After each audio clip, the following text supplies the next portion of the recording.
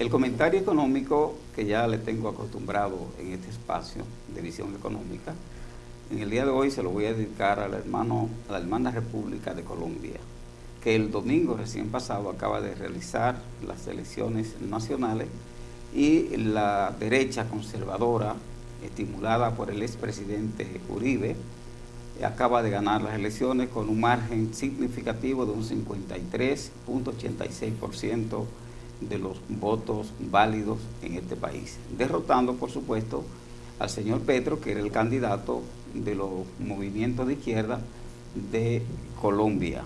La derecha se acaba de imponer. Colombia tiene un peso específico, no solamente en el marco de Sudamérica, sino que tiene un peso específico en todo lo que significan las economías latinoamericanas. Es una economía emergente que ha ido posicionándose. Un país que tiene 23 veces el territorio de la República Dominicana, 1.138.986 kilómetros cuadrados, con 46.5 millones de habitantes, con un Producto Interno Bruto que bordea los $2.000 por persona, un país que supera los 45 millones de habitantes, es un PIB muy significativo. Un país que necesita de la paz. Lo que esperamos nosotros desde este espacio es abogar porque el nuevo presidente no se deje influenciar en la totalidad por el pensamiento ultraconservador y derechista de Álvaro Uribe, sino que realmente pueda poner la impronta de un presidente joven, un presidente que ha vivido unas experiencias bastante significativas en la administración pública de este hermoso país y que entonces pueda recuperar el proceso de pacificación de Colombia.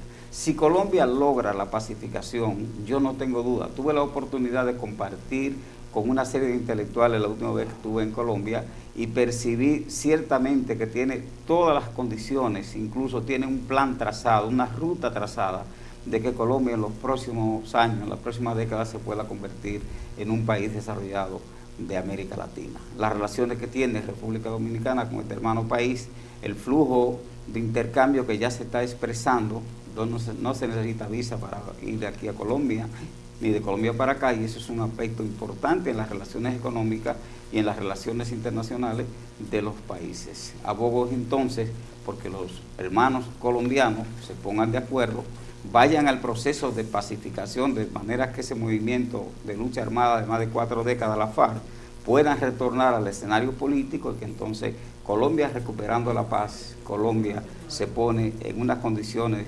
económicas y sociales que pueda superar el 36% que tiene de pobreza en los actuales momentos. Es mi comentario.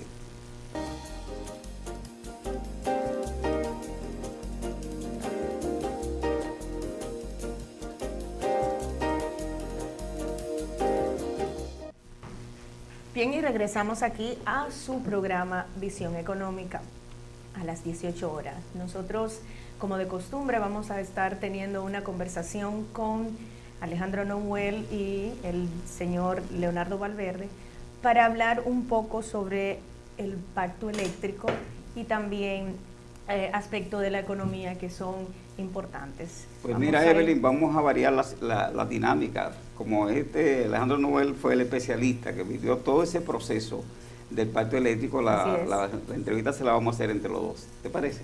Me parece. Pero tú arranca. Ok. Bien, vamos a estar hablando del pacto eléctrico. Y Alejandro, ¿cómo has estado siendo parte de este proceso, parte de la mesa principal?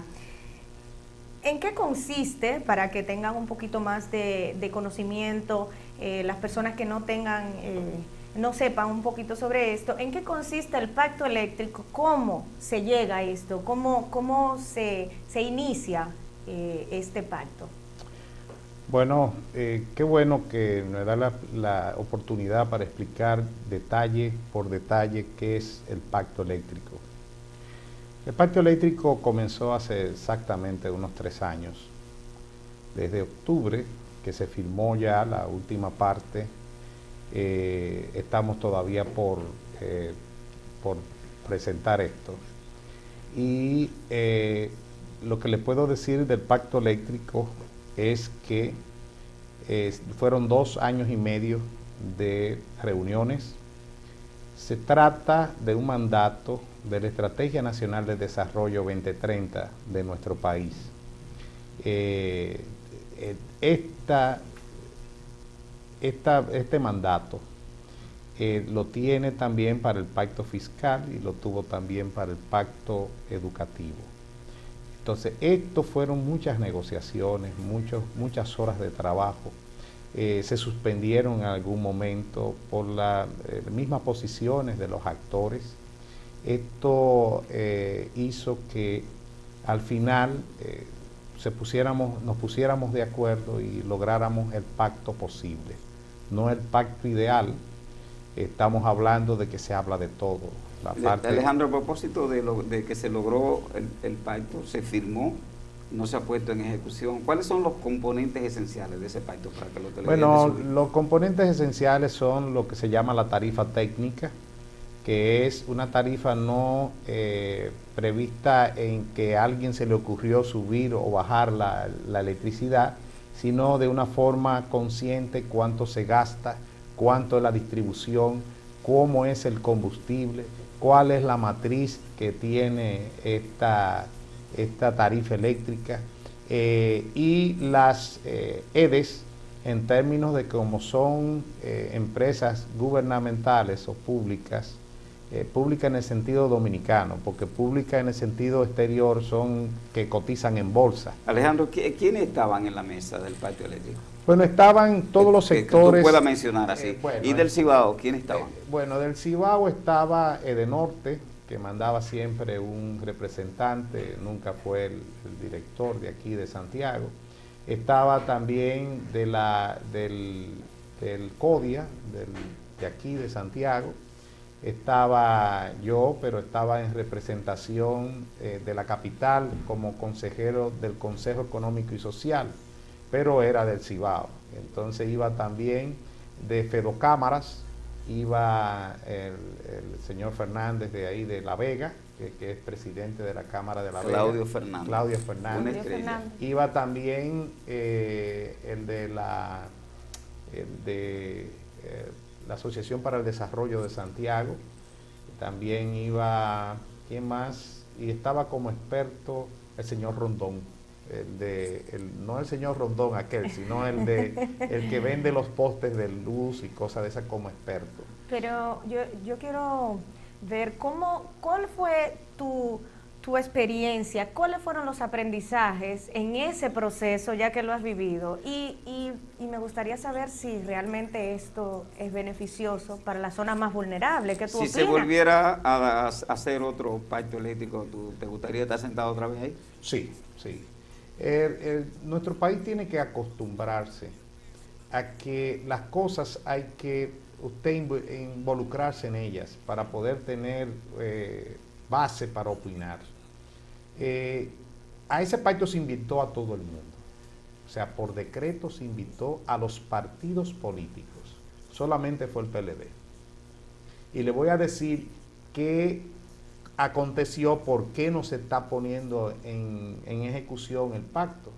Sencillamente, la parte que tiene que ver con la oposición política, que es el Partido Revolucionario Moderno, no había firmado porque el presidente dijo, esto no es un asunto del PLD, ni de lo que estamos ahora.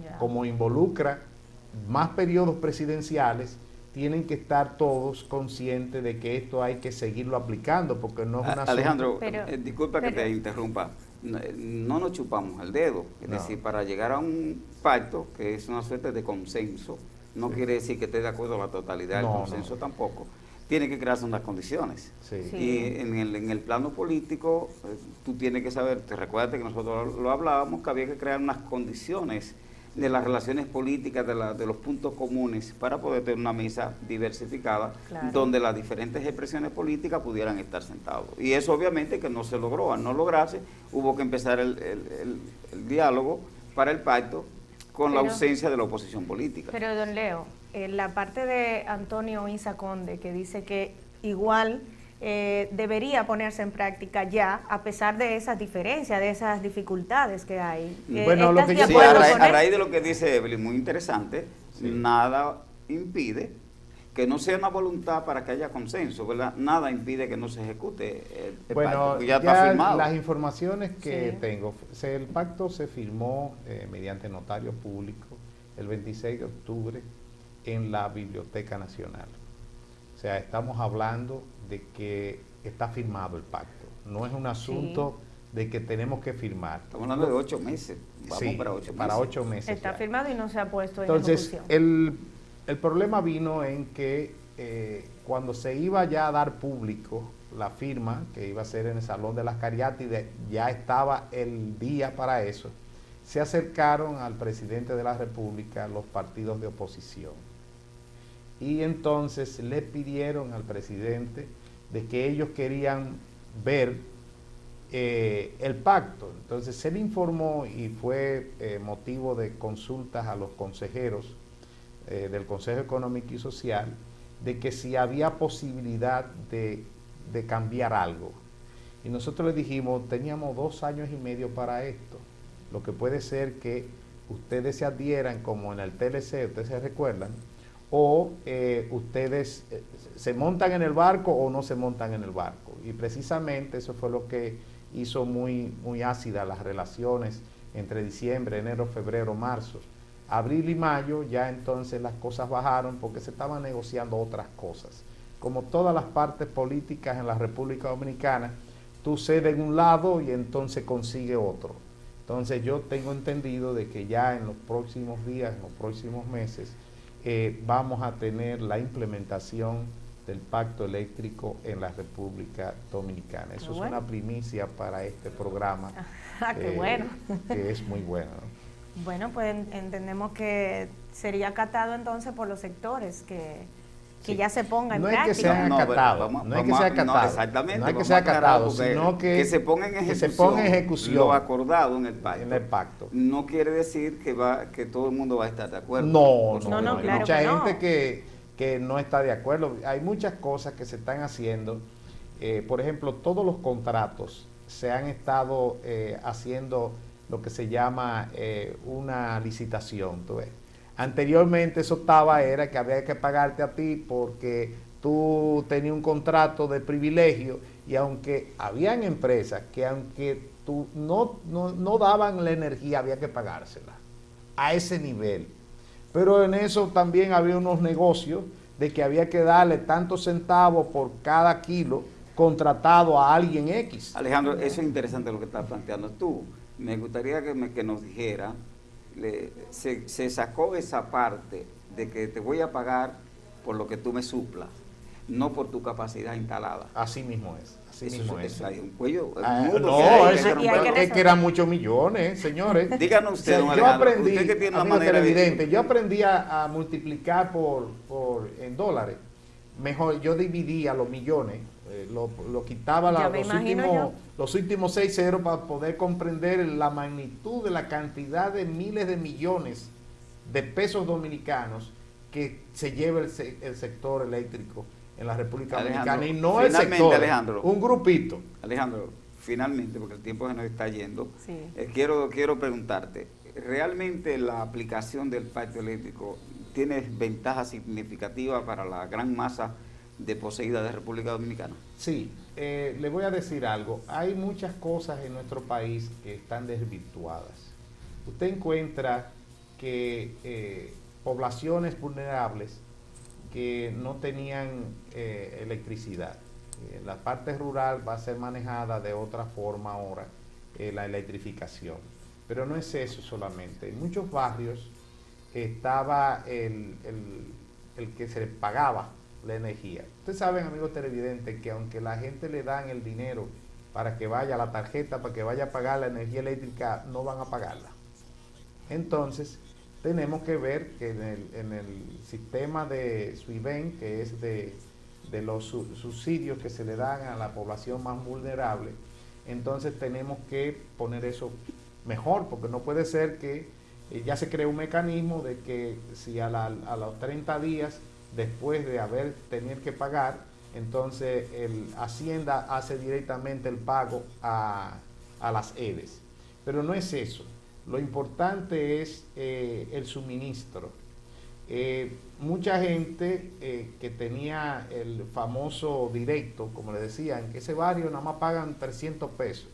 No, porque en muchos de esos barrios habían negocios que estaban funcionando y pagando. Yo tengo cerca de la capital había un banco famoso que pagaba 1.200 pesos.